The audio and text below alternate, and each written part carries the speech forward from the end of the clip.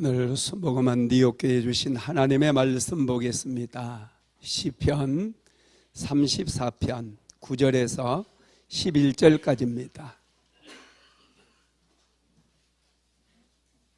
시편 34편 9절에서 11절까지 한 목소리로 합독합니다. 너희 성도들아 여호와를 경외하라. 그를 경외하는 자에게는 부족함이 없도다.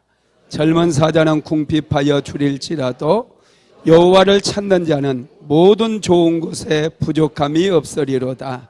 너희 자녀들아 와서 내 말을 들으라. 내가 여호와를 경외하는 법을 너희에게 가르치리로다.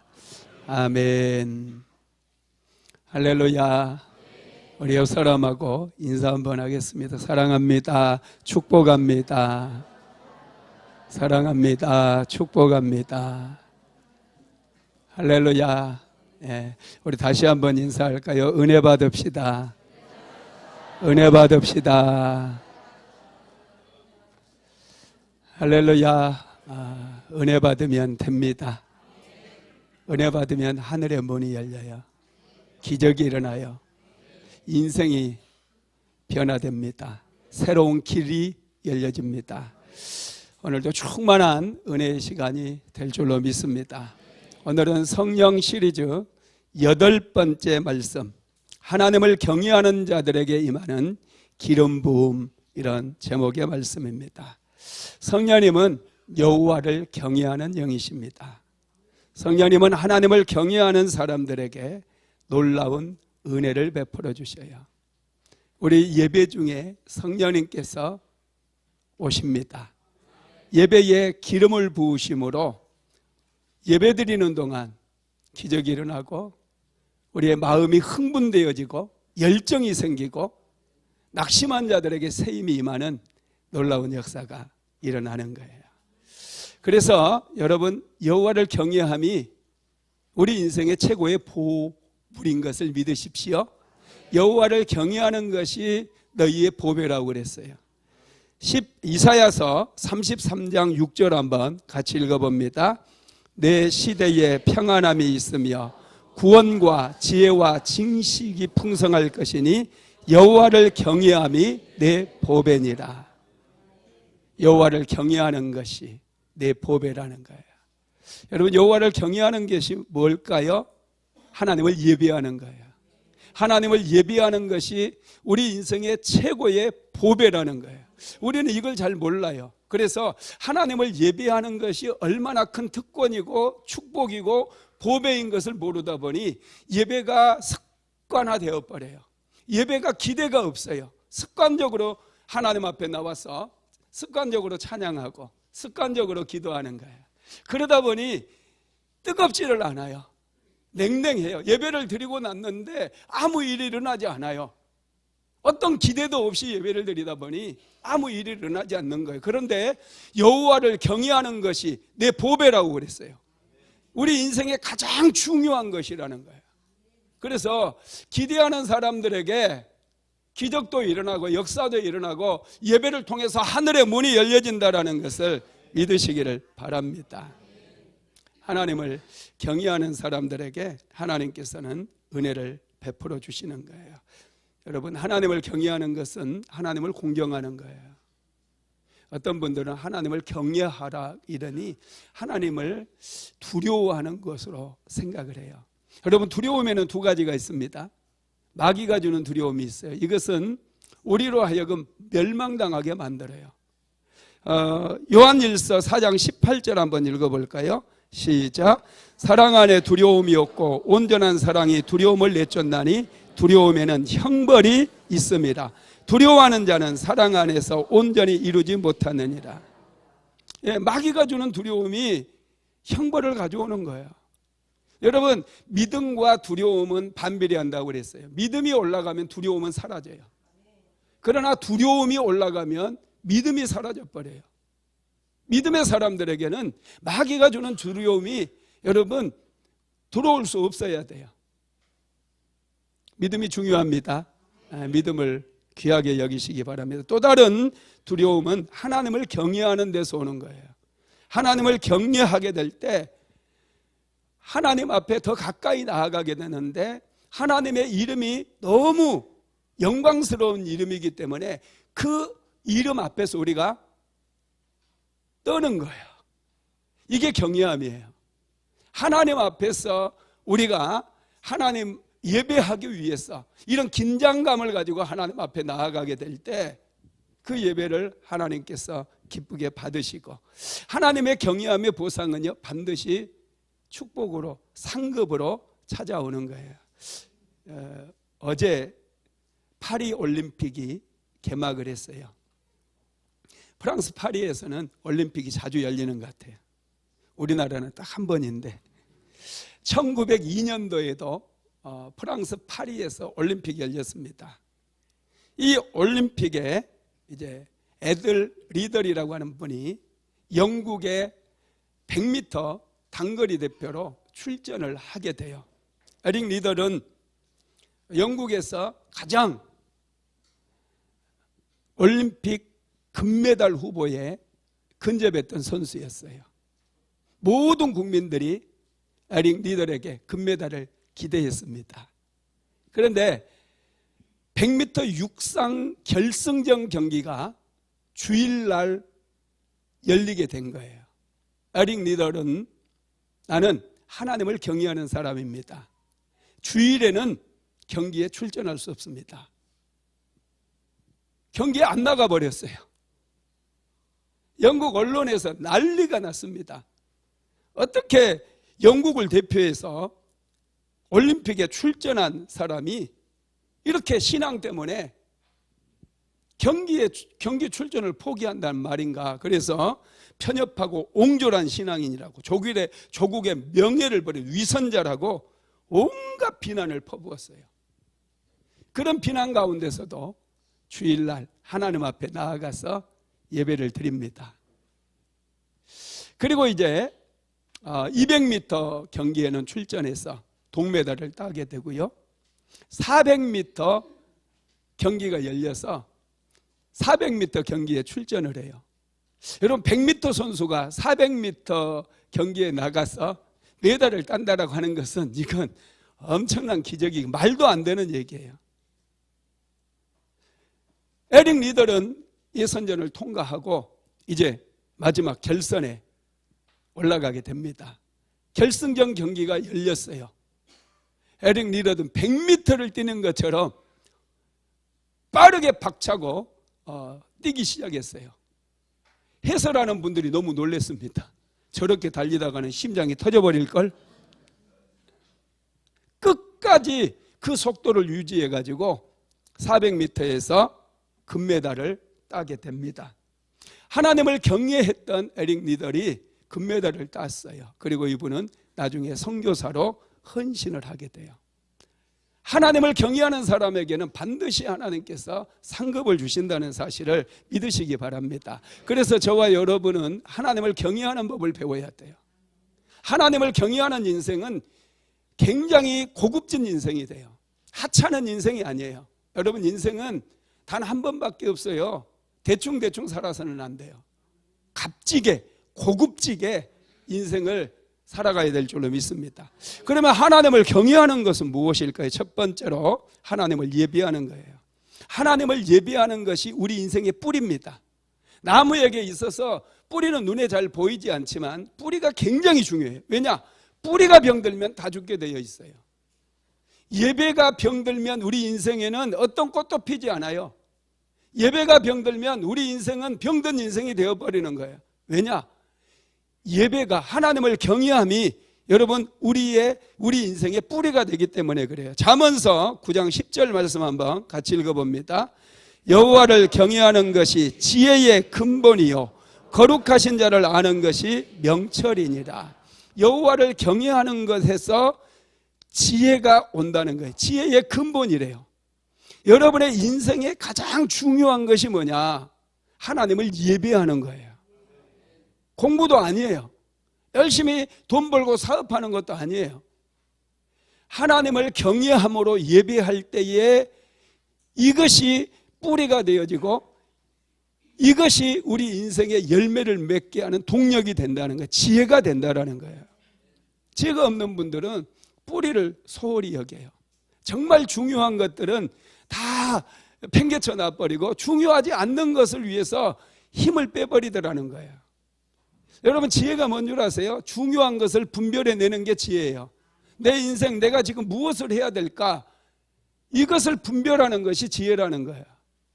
그런데 많은 분들이 분별을 못해서 힘을 다른 곳에 다 쏟아버리더라는 거예요. 하나님을 예비하는 것이 지혜의 근본, 인생의 뿌리가 되는 줄 믿으시기 바랍니다. 뿌리가 하는 일이 있어요. 뿌리, 나무의 뿌리가 하는 일이 뭐예요? 먼저는 나무를 지탱하는 일을 해줘요. 뿌리가 튼튼한 나무는요, 흔들림이 없어요. 여러분, 미국에 가면 세계에서 제일 큰 나무가 있어요. 자이언트 메타세콰이어인가 그런 나무인데요. 이 나무 하나로 통나무집을 무려 35채를 지을 수 있대요. 그 정도로 커요. 어마어마하게 큽니다. 이 메타세콰이어는 근데 뿌리를 넓이, 깊이는 내리지 않고 적당한 깊이에서 옆으로 뻗어간대요. 그래가지고 옆으로 쫙 뻗어나가니까 이게 바람이 불어도 흔들림이 없는 거예요. 뿌리를 옆으로 쫙 길게 뻗어가니까 이 나무가 수백 년을, 천년을 이렇게 지내오면서 그렇게 많은 산불이 일어났고 그렇게 많은 바람이 불었어도 꿋꿋하게 서 있는 거예요. 뿌리가 건강하니까 흔들림이 없는 거예요. 두 번째, 뿌리가 하는 일은요, 저장하는 일이에요. 양분을 저장해요. 햇볕을 통해서 광합성 하게 되면 그 양분을 뿌리로 다 내려와서 이 뿌리에 저장을 하는 거예요. 그래서 필요할 때 이 뿌리가 공급을 해주는 거예요. 세 번째가 뿌리가 하는 일이 공급하는 일이에요. 열매가 필요할 때, 꽃이 필요할 때 양분을 공급을 해주는 거예요.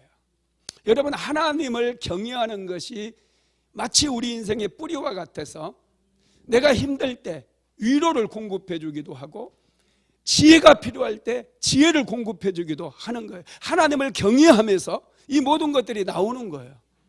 자꾸 우리는 세상에 살다 보니까 낙심할 때가 있어요. 문제도 찾아와요. 고난도 찾아와요. 질병이 나를 괴롭힐 때도 있어요. 그런데 이 여호와를 경외하는 것이 내 인생의 뿌리가 되어서 필요할 때마다 양분을 공급해 준다라는 거예요. 나를 흔들리지 아니하도록 지탱해 준다는 거예요. 그래서 우리가 형통한 인생을 살아갈 수 있다는 거 믿으시기를 바랍니다. 오늘 우리가 읽었던 시편 34편 9절로 11절은 다윗이 정말 힘들 때 기록했던 시편입니다. 다윗이 사울왕이 계속해서 추격해 옴으로 인해서 잠시 블레셋 땅으로 들어갔다가 블레셋 군대에게 사로잡혀 버려요. 아기스 왕 앞에 끌려갑니다. 그때 다윗이 살아남기 위해서 미친 척해요.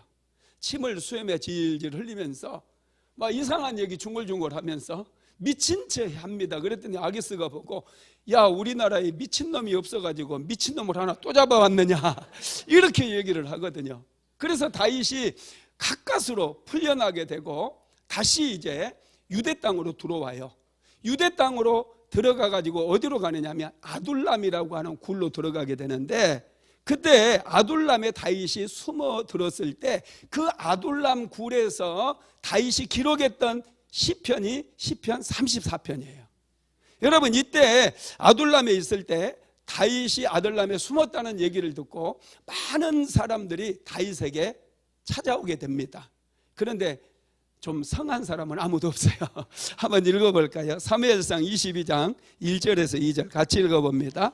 그러므로 다윗이 그곳을 떠나 아둘람 굴로 도망하매 그의 형제와 아버지의 온 집이 듣고 그리로 내려가서 그에게 이르렀고, 환난당한 모든 자와 빚진 모든 자와 마음이 원통한 자가 다 그에게로 모였고, 그는 그들의 우두머리가 되었는데 그와 함께한 자가 400명가량이었더라. 아멘. 무려 400명이나 되는 사람이 아둘람 굴에 다윗이 숨어 있을 때 다윗을 찾아와 가지고 다윗과 함께 지내게 돼요. 그런데 다윗을 찾아온 사람들이 원통한 자들, 환난당한 자들, 빚진 자들이에요. 마음에 상처가 많은 사람들이라는 거예요. 제가 목회를 하다 보니 마음에 상처가 많은 사람들은 성경들이 왔다 갔다 많이 해요. 왔다 갔다 감정의 기복이 굉장히 심해요. 그러다 보니 이제 쉽게 그냥 포기해버리고 끈질기게 뭔가 해야 되는데 금세 낙심하고 넘어져 버리는 그런 일들이 많거든요. 그래서 다윗이 아둘람굴에 숨어 있을 때 400명이나 되는 사람들이 몰려왔지만 그 사람들은 환난당한 자들이고 원통한 자들이고 빚진 자들이기 때문에 뭔가 이 사람들에게서 기대할 것은 없었어요.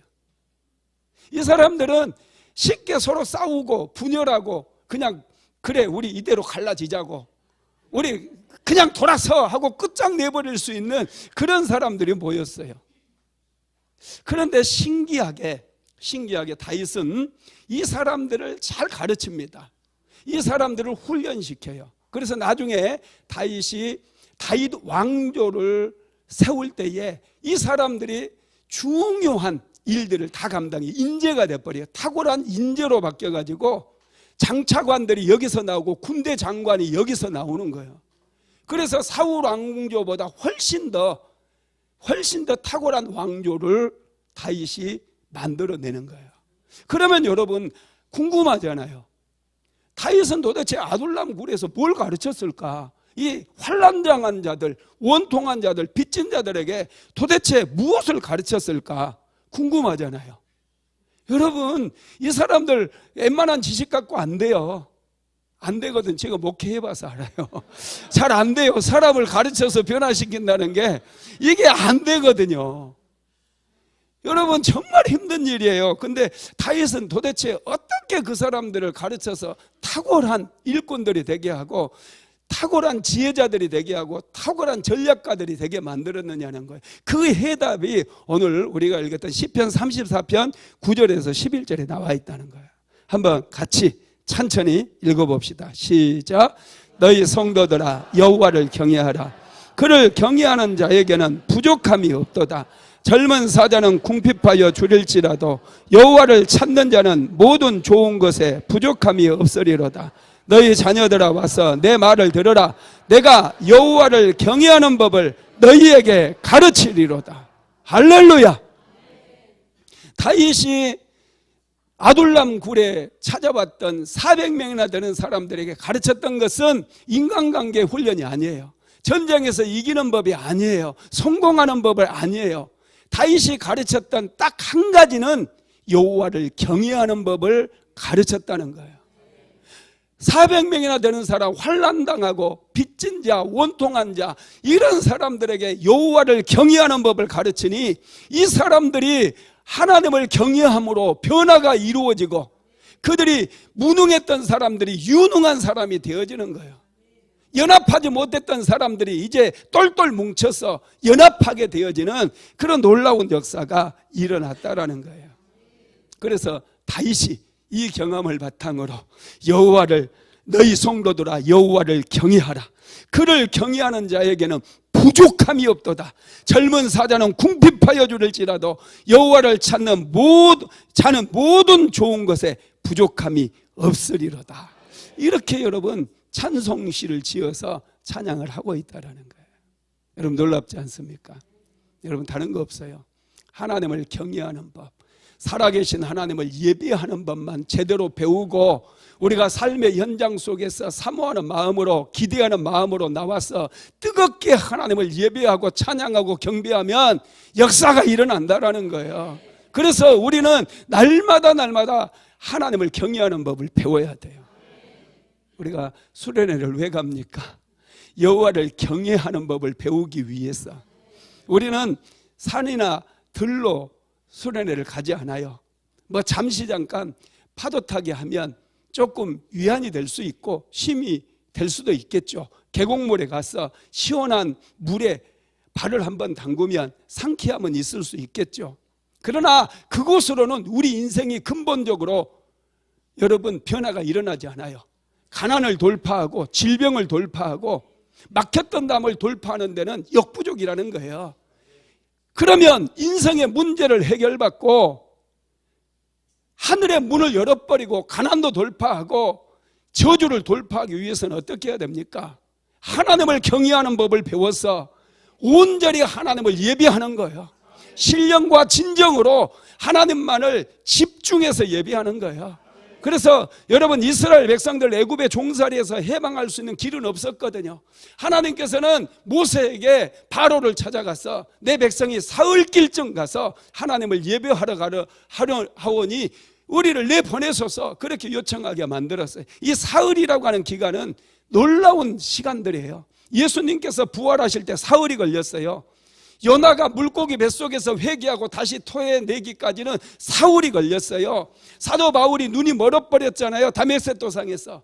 그런데 그의 눈이 열려지고 그가 완전한 그리스도인이 되기까지 사흘이라고 하는 시간이 걸렸어요. 이 사흘은 기적의 시간이에요. 그래서 제가 이번 여름 수련회를 준비하면서 하나님, 하늘문이 열리는 기적의 3일이 되게 해주세요 막 기도했더니 하나님께서 감동을 주시더라고요. 왜 기적의 3일이라고 하느냐? 3일의 기적이라고 하느냐? 기적의 3일이라고 하라는 거예요. 와, 이게 정말 놀라웠어요. 어감이 여러분 3일의 기적과 기적의 3일, 이건 달라요. 기적의 3일이라고 하는 얘기는 우리 수련회가 온전히 기적투성이라는 거예요. 시간 기적이라는 거예요. 그걸 구하라는 거예요. 우리는 첫날부터 기적 속에 들어가는 줄 믿으시기 바랍니다. 기대하는 사람들에게 하나님께서 항상 은혜를 부어주시는 거예요. 우리는 계속합니다. 계속 기적의 3일 속에서 하나님의 영광을 목도할 것이며 집중해서 하나님을 예배할 거예요. 그러면 예배를 통해 하늘의 문이 열려지는 거예요. 하늘의 문이 열려지면 역사가 일어나요. 여러분들의 가정에도 문제가 해결돼요. 기적이 일어나 버려요. 질병도 치료돼요. 가난도 치료돼요. 이 환경마저도, 저주받은 환경마저도 치유되어지는 그런 역사가 일어나게 된다는 것을 믿으시기 바랍니다. 우리는 계속해서 우리는 하나님을 경외하는 일을 할 거예요. 오늘 또 다음 세대 성경 암송대회가 있어요. 우리 자녀들에게 우리가 무엇을 가르쳐야 되겠어요? 여호와를 경외하는 법을 가르쳐야 돼요. 여호와를 경외하는 법을 가르치기 위해서 성경 암송대회를 하고 있어요. 자녀들에게 매달마다 성경 암송대회를 하게 하고 그 아이들에게 장학금을 주는 거예요. 아이들은 장학금 받으려고 하겠지만 결국에 하나님의 말씀이 들어가니 그들이 여호와를 경외하는 자들이 되어지는 거예요. 그들의 미래가 여러분하고 완전 달라지는 거예요. 이 비밀을 알아야 돼요. 할렐루야. 다윗이 아둘람 굴에 있을 때 400명이나 되는 사람들이 찾아왔는데 다윗은 그들에게 하나님을 경외하는 법을 가르칩니다. 그럴 때 유능한 인물들이 세워져요. 탁월한 인재들이 발굴이 되어져요. 다윗 왕국을 창건하는 그런 기둥들이 다 된다라는 것입니다. 하나님을 경외한다는 것은 여러분 두렵고 떨림으로 하나님을 예배하는 것인 줄 믿으시기를 바랍니다. 두 번째로 하나님의 이름을 존귀하게 여기는 거예요. 그게 여호와를 경외하는 것입니다. 하나님의 이름은 존귀한 이름이에요. 예수의 이름은 능력의 이름이에요. 거룩한 이름이에요. 치유의 이름이에요. 이 이름의 비밀을 아는 사람들이 예수의 이름을 붙잡고 기도하는 거예요. 아무것도 없는 빈털터리였던 수많은 사람들이 예수의 이름 붙들고 기도해서 새롭게 인생을 세우고 새롭게 길을 열고 막힌 담을 돌파하며 살아왔던 그런 이야기들은 수도 없이 많습니다. 인생이 잘 안 풀립니까? 문제가 계속해서 찾아오고 있습니까? 능력의 이름 예수를 붙잡으시기 바랍니다. 이 이름을 경외함으로 붙잡아야 돼요. 경외함으로 이 이름으로 우리가 기도해야 돼요. 많은 집사님들이나 성도님들이 얘기하는 걸 들어보면 예수의 이름으로 농담하는 경우도 봤어요. 제가 하나님의 이름으로 어떻게 여러분 농담을 할 수가 있습니까? 예수의 이름은 존귀한 이름이에요. 우리가 함부로 부를 수 있는 이름이 아니에요. 그 이름은 능력의 이름이고 권능의 이름이라는 거예요. 그래서 십계명에서 하나님께서는 하나님의 이름을 망령되이 부르지 말라고 그랬어요. 출애굽기 20장 7절 읽어봅니다. 시작. 너는 내 하나님 여호와의 이름을 망령되이 부르지 말라. 여호와는 그의 이름을 망령되게 부르는 자를 죄 없다 하지 아니하리라. 아멘. 여호와의 이름을 망령되이 부르지 말래요. 하나님의 이름을 존귀하게 여기래요. 예수 그리스도의 이름을 존귀하게 여기라고 말씀하는 거예요. 하나님께서 왜 다윗을 사랑한 줄 아세요? 다윗은 만군의 여호와의 이름을 존귀하게 여겼어요. 골리앗과 싸움에 여러분 다윗이 가지고 갔던 것은 만군의 여호와의 이름이었어요. 만군의 여호와의 이름으로 나아갔을 때 골리앗이 쓰러진 거예요. 사무엘상 17장 45절 한번 읽어봅니다. 다윗이 블레셋 사람에게 이르되 너는 칼과 창과 단창으로 내게 나아오거니와 나는 만군의 여호와의 이름 곧 내가 모욕하는 이스라엘 군대의 하나님의 이름으로 내게 나아가노라. 아멘. 하나님의 이름을 존귀 여기는 것, 이게 하나님을 경외하는 거예요. 믿으시기 바랍니다. 그리고 예수 그리스도의 이름을 우리에게 주셨어요. 이 이름으로 무엇이든지 구하면 내가 반드시 시행하리라고 말씀해 주셨어요. 예수의 이름을 부르는 사람이, 그 이름으로 기도하는 사람이 여호와를 경외하는 사람이에요. 다윗은 하나님의 이름을 높이고 항상 그 이름을 존귀하게 여기며 그 이름을 찬양했어요. 시편 8편 1절도 읽어봅니다. 여호와 우리 주여, 주의 이름이 온 땅에 어찌 그리 아름다운지요, 주의 영광이 하늘을 덮었나이다. 여호와 우리 주여, 주의 이름이 온 땅에 어찌 그리 아름다운지요. 그의 이름을 높이고 그의 이름을 찬양했어요. 이게 여호와를 경외하는 거예요. 할렐루야. 우리가 찬양을 부를 때도 뜨겁게 불러야 돼요. 왜 교회까지 예배드리러 나왔는데 왜 찬양을 안 부르십니까? 입도 뻥끗 안 하는 분들이 있어요. 난 이해가 안 돼요. 지가 거룩합니까? 아니거든요. 지금 왜 왔어요? 하나님께 은혜 받으러 왔잖아요. 그러면 하나님의 이름을 높여야죠. 하나님의 이름을 기쁨으로 높이게 되면 하나님께서 우리 모든 인류의 모든 우주 만물의 왕이시기 때문에 그 찬양을 기쁘게 받으셔요. 하나님이 받으시면 우리에게 은혜를 주시고 축복도 주시는 거예요. 그래서 우리는 기쁨으로 하나님을 예배하는 거예요. 북한 사람들 김정은이 나오면 어떻게 해요? 난리가 나요. 와! 여러분 그렇게는 안 할지라도 만왕의 왕 되신 하나님을 예배하는데 우리가 입도 뻥끗 안 하고 네 불러봐라 그죠? 나는 이렇게 있으면 안 된다는 거예요. 정말 여러분 간절함으로 뜨거움으로 기도를 할 때도 뜨겁게 하는 거예요. 뭐 거룩하다, 그게 거룩한 게 아니에요. 가만히 입 꾹 다물고 있는 게 어떻게 거룩한 거예요? 그건 말도 안 되는 거예요. 하나님을 아는 자, 은혜를 사모하는 자들은 성경에 보세요. 뜨겁게 부르짖고 기도하는 거예요. 제가 잊을 수 없는 게 야곱이 나를 축복하지 아니하면 놓지 않겠나이다, 그렇게 부르짖어 기도하는 거예요. 저는 야곱에게 기도를 배웠어요. 뜨겁게 부르짖는 거예요.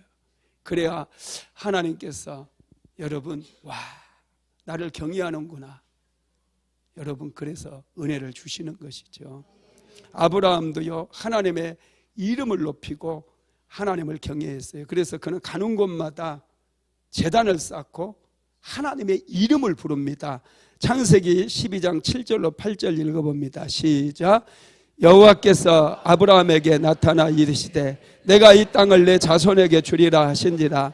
자기에게 나타나신 여호와께서 그가 그곳에서 제단을 쌓고 거기서 베델 동쪽 산으로 옮겨 장막을 치니 서쪽은 베델이요 동쪽은 아이라. 그가 그곳에서 여호와께 제단을 쌓고 여호와의 이름을 부르더니, 여호와의 이름을 부르는 것이 예배예요. 여호와의 이름을 부르는 것이 기도입니다. 김여성 목사님, 여러분 그 중국에서 저기 위구르 있는 데서 한센병 환자들을 섬기는 아주 정말 훌륭한 목사님이시거든요.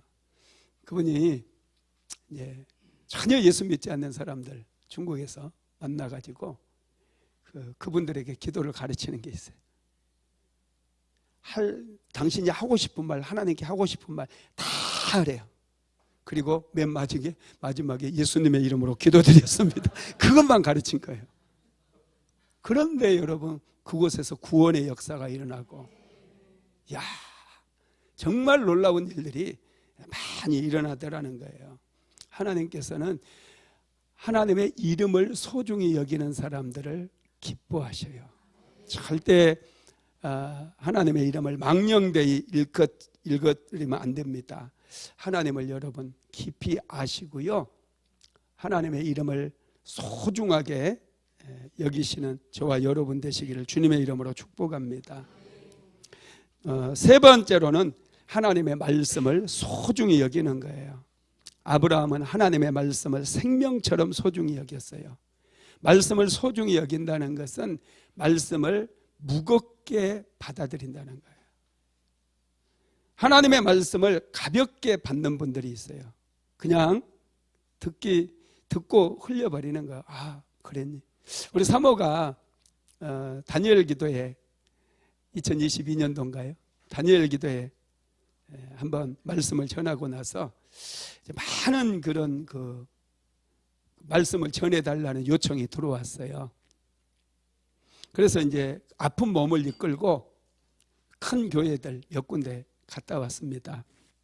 그리고 이제 안 가겠다고 결심을 했어요. 왜 그러느냐 하면 사람들이 마치 너 한번 얘기해봐라 하고 탁 팔짱 끼고 그래 좋은 말이네 하고 지나가더라는 거예요. 어떤 감흥도 어떤 변화도 일어나지 않아. 나도 기도해야 되겠다. 나도 저 사모님처럼 이제 뜻을 정하고 다니엘처럼 하나님 앞에 기도해야 되겠다. 그래서 변화되고 기도를 해야 되는데 그런 일이 일어나지 않아요. 여러분, 설교를 가볍게 여기는 사람들은요 항상 그렇게 생각하는 거. 그래 좋은 말이네. 우리 목사님 아주 성경을 잘 풀이하는데 제법인걸. 좀 덥다. 이거 좀 켜주세요. 할렐루야. 네. 여러분, 하나님의 말씀은 무겁게 받는 거예요. 하나님의 말씀을 무겁게 받지 않으면 하나님께서 역사하시지 않아요. 아브라함은요 하나님의 말씀을 무겁게 받아들여요.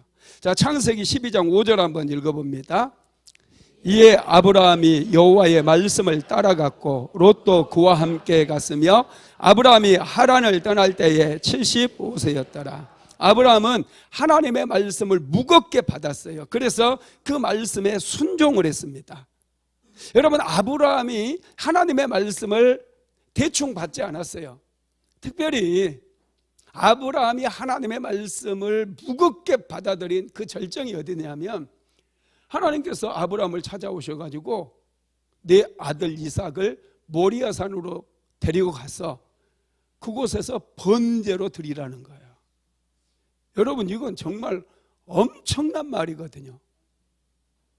저 같으면 그렇게 하나님 농담하십니까? 농담하세요. 아니, 주실 때는 언제고 이제 정이 들어가지고 얘 없으면 안 되는데 저 아들 없으면 나 못 살아요. 하나님, 정말 하나님 정말이에요? 차라리 나를 좀 데려가시면 안 될까요? 저 같으면 그럴 것 같아요. 그런데 아브라함은 그 말씀을 무겁게 받아들여요. 사라에게 얘기하면 사라가 막 차라리 나 죽이고 가라고 절대로 이삭만큼은 안 된다고 막 막아서지 않겠어요? 그래서 사라에게는 얘기를 안 해요. 이삭을 데리고 가는 거예요. 그리고 모리아산까지 가는 길이 사흘길이에요. 사흘길. 얼마나 갈등이 심하겠어요. 이 아들 데리고 도망쳐 버릴까. 사흘길을 이 아들을 보면서 아브라함이 얼마나 힘들겠어요. 그런데 아브라함은 그 말씀을 무겁게 받는 거예요. 무겁게 받고 독자 이삭을 하나님께 데리고 가서 번제로 드리는 거예요. 그때 하나님께서 하셨던 말씀이 있어요. 창세기 22장 12절입니다. 같이 읽어봅시다. 사자가 이르되 그 아이에게 손 대지 말라. 그에게 아무 일도 하지 말라. 내가 내 아들 내 독자까지도 아끼지 아니하였으니 내가 이제야 내가 하나님을 경외하는 줄을 아노라. 하나님의 말씀을 무겁게 받았던 아브라함은 독자 이삭까지도 하나님께 드렸어요. 그랬더니 하나님께서 하셨던 말씀이 내가 이제야 내가 하나님을 경외하는 줄을 아노라, 이렇게 말씀하셨어요. 하나님을 경외하는지 경외하지 않는지 하나님께서 테스트한 거예요. 그래가지고 아브라함이 이 테스트에 통과했을 때 하나님께서 아브라함을 다시 찾아오셔서 아브라함을 축복해 주시는 거예요. 창세기 22장 15절에서 18절 같이 한번 읽어봅시다. 시작. 여호와의 사자가 하늘에서부터 두 번째 아브라함을 불러 이르시되 여호와께서 이르시기를 내가 나를 가리켜 맹세하노니 내가 이같이 행하여 내 아들 내 독자도 아끼지 아니하였은즉 내가 내게 큰 복을 주고 내 씨가 크게 번성하여 하늘의 별과 같고 바닷가의 모래와 같게 하리니 내 씨가 그 대적의 성문을 차지하리라. 또 내 씨로 말미암아 천하 만민이 복을 받으리니 이는 내가 나의 말을 준행하였음이라 하셨다 하니라. 아멘. 하나님의 말씀을 무겁게 받고 하나님을 향한 믿음으로 아브라함은 이삭을 하나님께 드렸어요. 아브라함의 아들 이삭이 죽었나요? 안 죽었나요? 믿음이 있다 보니 하나님께서 이삭을 번제로 드리라고 했지만 아브라함이 순종할 것을 알고 계셨던 것 같아요. 그래서 순양을 준비해 가지고 순양으로 이삭을 대신해서 번제를 드리게 만들었어요. 그리고 하나님께서 아브라함이 이삭을 드렸다고 사실은 드리지도 않았는데 이삭을 드렸다고 하나님께서 아브라함의 인생을 축복해 주시는데 내 아들 내 독자까지도 아끼지 아니하였은즉 내가 내게 큰 복을 주고 그랬어요. 하나님이 주신 복도요 큰 복이 있고 작은 복이 있어요. 기왕이면 큰 복을 받으시기 바랍니다. 작은 곳에서 여러분 만족하지 마시고 은혜도 은혜 위에 은혜가 있어요. 더 큰 은혜가 있어요. 작은 은혜에 만족하지 말고 큰 은혜 받으십시오. 수련회 준비 기대를 많이 가지시고 준비도 많이 하셔서 기왕이면 큰 은혜 받게 되기를 주님의 이름으로 축복합니다. 아브라함에게 하나님께서 큰 복을 주시고 내 씨가 크게 번성하고 하늘의 별과 같고 바닷가의 모래와 같이 하겠다는 거예요. 그리고 내 씨가 대적의 성문을 취하게 된대요. 마귀의 성문을 취해버린다는 거예요. 여러분 이게 얼마나 놀랍습니까? 내 씨로 말미암아 천하 만민이 복을 받게 된다는 거예요. 아담과 하와가 죄를 범함으로 해서 하나님께서 주셨던 복을 잃어버렸잖아요. 아담과 하와를 만드시고 하나님께서 제일 먼저 하셨던 일이 하나님이 그들에게 복을 주시며 이르시되 생육하고 번성하고 땅에 충만 정복하고 다스리라. 이 5가지 복을 주셨거든요.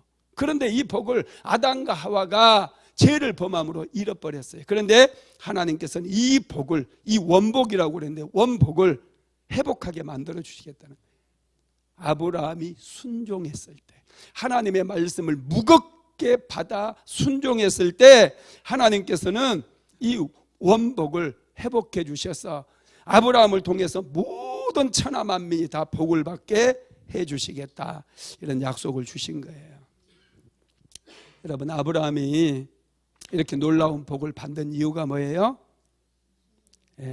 내가 나의 말을 준행하였음이니라 그랬어요. 하나님의 말씀을 무겁게 받아서 그 말씀에 순종했더니 하나님께서 그렇게 은혜를 주신 거예요. 성경에 보면 하나님의 말씀을 가볍게 여긴 사람들이 많아요. 이런 사람들은 다 망했어요. 특별히 여러분, 아브라함의 조카 롯, 하나님께 소돔과 고모라를 멸망시키기 전에 천사를 보내서 롯에게 가족들을 빨리 대피시키라고 그랬잖아요. 소돔과 고모라 불로 심판하시겠다고. 그래서 롯이 그의 이제 딸과 이제 사이가 될 사람들에게 하나님께서 이 땅을 심판하실 거다, 소식을 전해 주었어요. 그랬더니 그 사이 될 사람들이요, 하나님의 말씀을 농담으로 여겼대요. 한번 읽어봅니다. 창세기 19장 14절 시작. 롯이 나가서 그 딸들과 결혼할 사이들에게 말하여 이르기를 여호와께서 이 성을 멸하실 터이니 너희는 일어나 이곳에서 떠나라 하되 그의 사이들은 농담으로 여겼더라. 하나님의 말씀을 농담으로 여겼어요. 그래서 소돔과 고모라가 멸망당할 때 그들은 다 불심판을 받아서 멸망을 당하고 말았다라는 것입니다. 여러분, 우리는 하나님의 말씀을 무겁게 받아야 돼요. 그럴 때 여러분, 성령의 역사가 일어나게 되고 우리는 큰 은혜의 주인공들이 될 수 있음을 믿으시기 바랍니다. 네 번째로, 하나님을 경외하는 사람들은 존귀함의 복을 받습니다. 아브라함은 하나님을 경외했어요. 그런데 처음에는 하나님을 경외함의 대가가 엄청난 고통이었어요. 그의 아들 이삭을 번제로 드려야 했거든요. 요셉도 마찬가지예요. 요셉도 하나님을 경외했던 사람이거든요. 경외함 때문에 요셉은 형들에게 미움을 받았고 꿈을 꿨잖아요. 그래서 인신매매를 당해서 애굽의 종으로 팔려갔어요. 종살이를 하면서도 요셉은 하나님을 경외했기 때문에 자신을 지켰어요. 보디발의 아내가 유혹했지만 그 유혹을 물리쳤어요. 하나님을 경외하는 보상이 요셉이 감옥에 들어가는 거였어요. 정말 하나님을 경외했는데 이상하게 일이 안 풀리는 분들이 있어요. 정말 열심을 다해서 하나님만을 섬기고 여기까지 왔는데 눈에 보이는 게 없어요. 오히려 더 힘들어졌어요. 그것 때문에 많은 사람들이 믿음을 떠난 사람들 많이 봤거든요, 저는. 여러분, 하나님을 경외하는 보상은 반드시 축복으로 찾아온다는 것을 믿으시기 바랍니다. 하나님을 존귀하게 여기는 사람들은 존귀함의 복을 받아요. 여러분, 그런데 요셉이 애굽에 끌려가고 감옥에 들어가는 것으로 요셉의 인생이 끝나지 않잖아요. 감옥에 들어가서도 하나님을 경외했어요. 그랬더니 하나님께서 마침내 그곳에서 사람들을 만나게 하시고 그들을 도움으로 인해서 바로왕 앞에 서게 만들어줬어요. 바로왕의 꿈을 해석함으로 인해서 요셉은 애굽의 국무총리가 되었다라는 거예요. 여러분, 나중에 요셉이 그의 형제들을 만났을 때 요셉이 한 얘기가 있어요. 창세기 42장 18절 한번 읽어봅시다. 시작. 사흘 만에 요셉이 그들에게 이르되 나는 하나님을 경외하노니 너희는 이같이 하여 생명을 보존하라. 그의 형들에게 요셉이 했던 말이 나는 하나님을 경외하는 사람이라고 얘기하고 있어요. 하나님을 경외하는 사람은 처음에는 고난이 있을 수 있어요. 그러나 낙심하지 마세요. 하나님을 경외해도 질병으로 어려움을 겪을 수 있고 실패할 수도 있어요. 그러나 여러분, 그건 과정이라는 거예요. 마침표가 아니라는 거예요. 더 하나님을 경외하십시오. 더 하나님께 집중하십시오. 여러분, 신기하게 집중하면 할수록 하늘의 문이 열려지기 시작한다는 거예요. 기적이 일어난다는 거예요. 왜 기적이 일어나지 않습니까? 그냥 하나님을 경외함을 포기해버려서 안 일어나는 거예요. 좀 힘들다고 그냥 번아웃 돼버리는 거예요. 그러면 일어나지 않아요. 하나님을 경외할 때 집중해야 돼요. 요셉은 감옥에 들어가서도 하나님을 경외했어요. 질병으로 어려움을 겪는다 할지라도, 여러분 문제가 계속해서 뻥뻥 터진다 할지라도 하나님을 경외하는 것을 멈추면 안 돼요. 멈추면 끝나지만 계속해서 하나님을 경외하면 마침내 하늘의 문이 열려져요. 기적이 부어지기 시작해요. 역사가 일어나기 시작해요. 우리는 포기해서는 안 돼요. 요셉은 그 감옥에서도 하나님을 경외하는 것을 멈추지 않았어요. 요셉의 운명이 얼마나 기구한 운명입니까? 어떻게 형제들이 인신매매를 해가지고 팔아버리냐고요. 노예로 팔아버렸어요. 노예로 팔려간 거예요. 보디발의 집에 팔려갔어요. 짐짝처럼 팔려간 거예요. 어떻게 이런 인생이 있을 수가 있어요? 하나님을 경외했던 사람인데. 그런데 요셉은 하나님을 경외함으로 그의 마음을 지키는 거예요. 종으로 팔려가지만 종처럼 살지 않는 거예요. 여러분, 이 비밀이 어디에 있는 줄 아세요? 요셉에게는 하나님을 경외하니까 생명의 샘이 그에게서 터져 나왔던 거예요. 자, 잠언서 14장 27절 한번 같이 읽어봅니다. 여호와를 경외하는 것은 생명의 셈이니 사망의 그늘에서 벗어나게 하느니라. 아멘. 여호와를 경외하는 사람들, 끝까지 여호와를 경외하는 사람들의 마음에는 생명의 셈이 터져 나온다는 거예요. 이 생명의 셈이 터져 나와서 여호와를 경외할 때마다 이 생명의 셈이 내 안에서 용솟음 주시 솟아오름으로 인해서 그런 어려움들이 찾아봐도 잘 견디고 그 고난의 시간들을 잘 버틸 수 있도록 만들어 준다는 거예요. 그래서 요셉의 생애를 보면은 요셉이 그렇게 많은 고통을 당하고 억울한 일을 당했어도 사람들에게 복수하지 않아요. 보디발의 아내에게 복수하지 않아요. 그 안에 여호와를 경외함으로 인해서 생명샘이 터져 나와서 그는 고난들을 잘 견딘 거예요. 그 원한을 품지 않은 거예요. 그 고난 가운데서도 하나님을 경외하고 계속해서 하나님만을 생각했어요. 자기를 팔아버린 형들을 묵상하지 않고, 자기를 유혹했던 보디발의 아내를 묵상하지 않고 오직 하나님을 경외하는 일에 집중했더니 하나님께서 마침내 요셉에게 은혜를 베풀어 주신 거예요. 그래서 요셉이 국무총리가 될 수 있었다라는 거예요. 여러분, 요셉의 마음에는 하나님을 경외하는 셈이 있었어요. 우리 안에도 하나님을 경외하는 셈이 터져 나와야 돼요. 그래서 어떤 상황 속에서도 우리는 하나님을 찬양하고 하나님을 기뻐하고 하나님을 예배하는 거예요. 그럴 때 여러분, 우리 영혼이 깨어나고 살아나요. 그래서 세상과는 다른 인생을 살아가게 된다라는 거예요. 그런데 너무나 많은 분들이 하나님을 경외하는 셈이 없어요. 그러다 보니 조금만 힘들면 하나님 왜 나한테만 이러세요? 왜 나만 미워하세요? 자꾸 원망하고 불평하는 거예요. 요셉의 삶에서 하나님을 경외함의 절정은 무엇이냐? 한번 읽어봅니다. 창세기 45장 7절에서 8절 읽어봅시다. 시작. 하나님이 큰 구원으로 당신들의 생명을 보존하고 당신들의 후손을 세상에 두시려고 나를 당신들보다 먼저 보내셨나니, 그런즉 나를 이리로 보낸 것은 당신들이 아니요 하나님이시라. 하나님이 나를 바로에게 아버지로 삼으시고 그 온 집의 주로 삼으시며 애굽 온 땅의 통치자로 삼으셨느니라. 아멘. 이 말씀을 보면은 깊이 묵상해 보면 요셉이 하나님에 대한 통찰력이 대단해요. 왜 자신을 애굽으로 팔려가게 하셨는지 그 중심에 하나님이 계셨다는 거예요. 하나님이 하셨대요.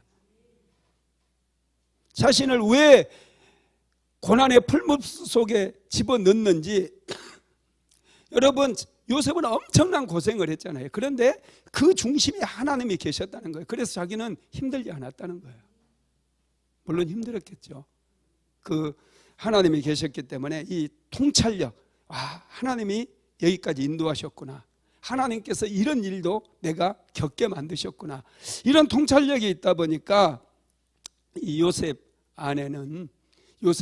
이런 고난들을 잘 견딜 수가 있었던 거예요. 우리에게도 이런 통찰력이 필요해요. 지혜가 필요하다는 거예요. 말씀을 마무리하겠습니다. 우리는 성령께서 부어주시는 하나님을 경외하는 기름 부음을 받아야 돼요. 기름 부음이 능력이에요. 기름 부음을 받을 때 우리 안에 하나님을 경외하는 샘물이 터지게 돼요. 어떤 상황 속에서도 이 생명샘에서 흘러나오는 생수가 우리 안에 공급되기 때문에 우리는 고난을 이길 수 있어요. 마침내 우리는 은혜의 자리에, 축복의 자리에 올라가게 된다라는 것입니다. 여호와를 경외하는 것이 우리의 보배임을 믿으시기 바랍니다. 하나님께서는 하나님을 경외하는 사람들에게는 복을 주시겠다고 약속하셨어요. 잠언서 22장 4절입니다. 시작. 겸손과 여호와를 경외함의 보상은 재물과 영광과 생명이니라. 여호와를 경외하는 사람들에게는 하나님께서 재물을 주시고 명예를 얻게 하시고 영생을 얻게 만들어 주시겠다라고 말씀하셨어요. 여호와를 경외하는 마음이 복된 마음입니다. 주일이면 교회에 나와서 헌신하고 하나님을 기쁨으로 예배하고 찬양하는 사람들이 복이 있는 사람들이에요. 이곳은 은혜 받는 땅이에요. 이것은 거룩한 땅이에요. 이곳에서 우리가 예배할 때마다 하늘의 문이 열려지고 하나님의 영광이 나타나게 된다는 사실을 믿으시기를 바랍니다. 이것이 하나님을 경외하는 마음이에요. 예배에 나오는 마음, 하나님을 경외하는 마음입니다. 이 마음에 복을 담아 주셔요. 그리고 여러분들의 자녀들에게 무엇을 가르치려고 하십니까? 세상의 지식 별거 아니에요. 여러분, 가장 소중한 지식은 여호와를 경외하는 법이에요. 다윗은 아둘람 동굴에 숨어 있을 때 환난당한 자, 원통한 자, 빚진 자, 정말 세상 가운데서 막장 인생들 다 모아졌었는데 그 사람들에게 여호와를 경외하는 법을 가르쳤어요. 어떻게 하면 하나님을 예배하고 어떻게 하면 하나님을 만날 것인가, 그것을 계속해서 가르쳤어요. 그랬더니 그 400명 중에 다윗 왕조를 이끌어갈 수 있는 그런 탁월한 인재들이 만들어지게 되고, 하나님의 임재를 경험했던 그 사람들이 다윗 왕조를 세우고 다윗 왕조를 이끌어가니 다윗 왕조는 역사상 가장 위대한 왕국이 될 수가 있었다라는 사실을 믿게 되기를 주님의 이름으로 축복합니다.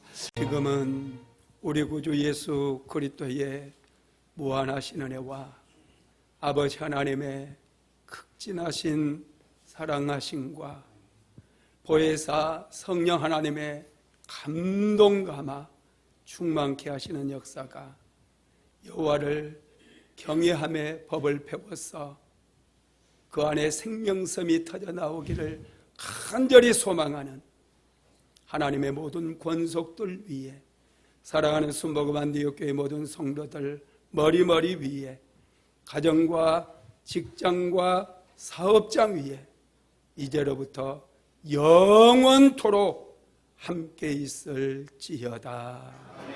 아멘.